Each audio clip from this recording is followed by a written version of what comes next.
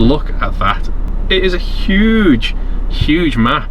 It is much bigger than when you used to shrink these down. They'd go small, but they wouldn't go that small. It goes tiny, and that is like right in the driver's view for looking straight ahead.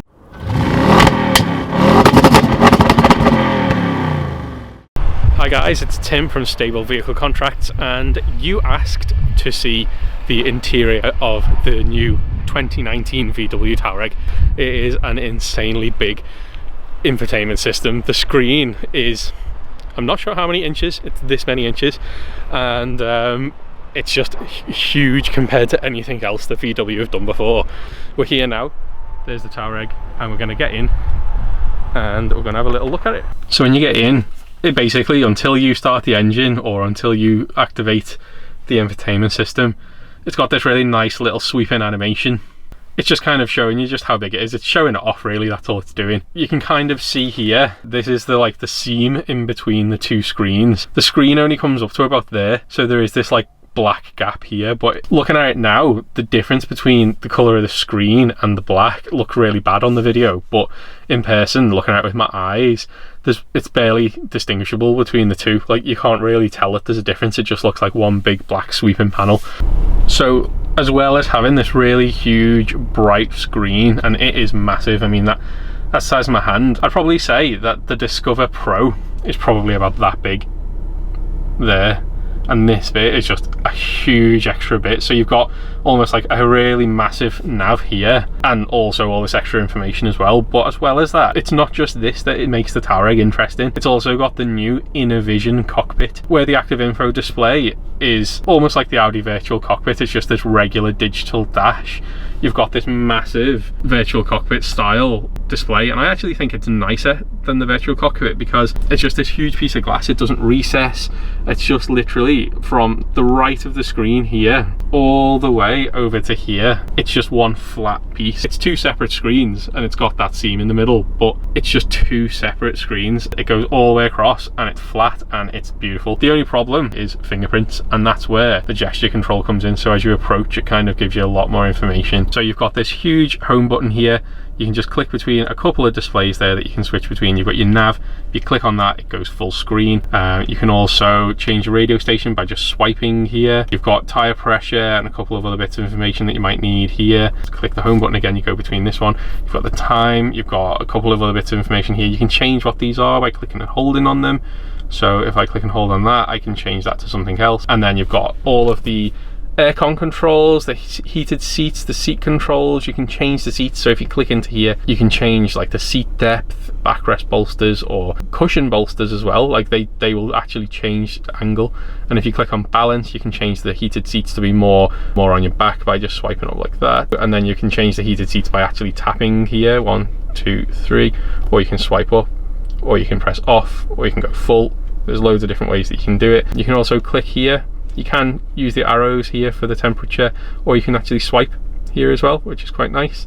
Then you've got the aircon controls, which you can control the whole car. You can change it to be all three of these things, or just a combination of these things. You can do the same in the back as well by clicking rear here, and you can switch between that and the front. The whole display is so responsive. Like, everything I'm doing now is really quick. I've had a run through of this already, and I'm a bit more confident with it now, and I'm just literally just going between things. It's really fast. It hasn't lagged once. So you can kind of choose whether you want the AC on low, medium, high.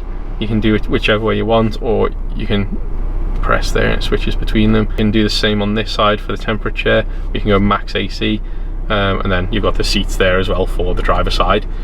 If you do it on the driver side, you can click other seats and you can sync it to the passenger seat so that they match. We've got all these settings along here. So this is your parking. So if you click on this, you can kind of see the rear view camera.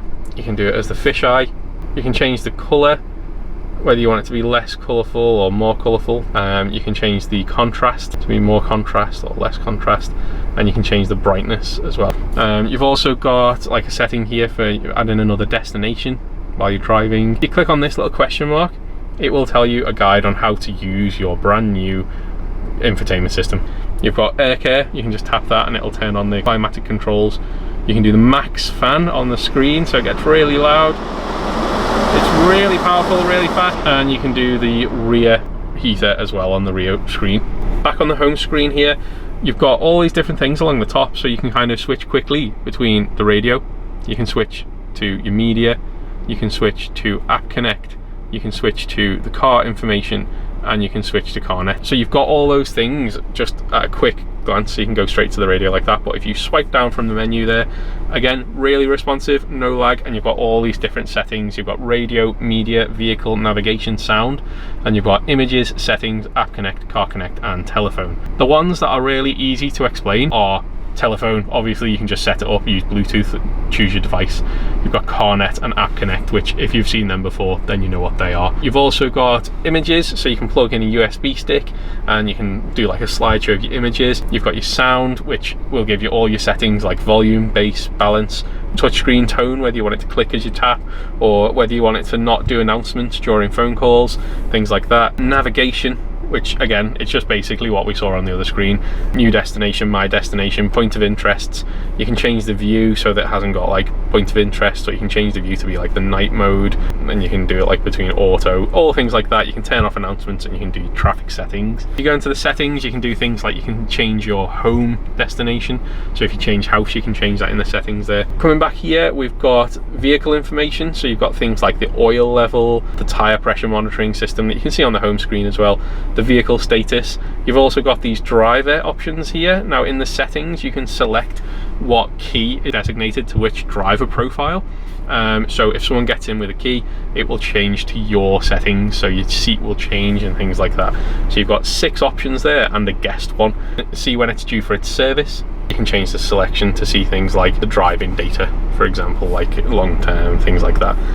Coming back down, we've got the media, which again you'd be used to. You can just choose your source, whether that's your phone or a USB stick, and you can change your selection and start playing and sounds and things. And again, if you come into the radio, you can choose your radio station that you're listening to as well.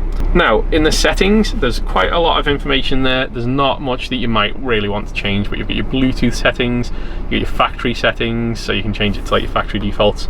Go on to the top here, you can change the screen brightness. You've got the time and date settings. You know, there's a lot of things here that you would just expect to see. So that is the huge infotainment system in the VW Touareg. It is angled towards the driver slightly, so it's a little bit more comfortable. This lip here is quite nice because if you're driving, you can kind of just rest your hand there, and I think you would get used to where the home button is basically, and it looks really good. The operating system on it is so nippy, really fast, intuitive, because you just learn where things are quite quickly. There's also the new Innovision cockpit, which is this huge cockpit style display here, and it's quite far forward actually, and it's quite nice when you're driving because it fits really nicely in where the actual steering wheel is. You can see it really smoothly.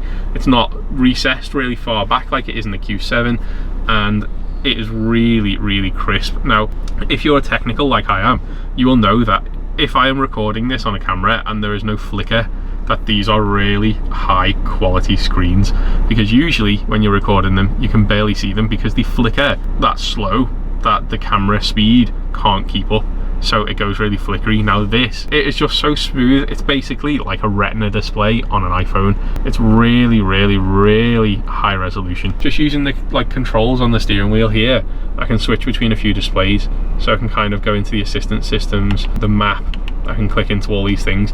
Now if I go into the map as an example, that doesn't look very helpful, does it?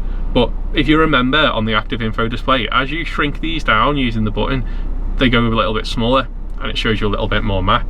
Now if I click the view button on the steering wheel here, now they will go absolutely tiny. Now they're still covered up by the range and the speed there. If I go into the settings here now, so if I go over here and I change the settings quickly, so in the instrument cluster, if I go on here and I change these to empty like that, now look at that. It is a huge map. It is much bigger than when you used to shrink these down. They'd go small, but they wouldn't go that small. It goes tiny, and that is like right in the driver's view for looking straight ahead. That's probably one of the nicest parts of this new Innovision cockpit, is that when you change it, they don't go into smaller circles, they actually just shrink right down into the corners. I think that's brilliant. What else can we switch between? We've got the audio, You've got the telephone feature, you've got vehicle status information, you've got off-road information, you've got driving data here. I think that's displayed really nicely. You've got the assist systems here, so obviously as you're driving along it'll tell you if you're in a lane or if there's cars in front of you or around you, and then back to the map. Like, all of this is brand new for VW. None of this has been in any of their other cars before.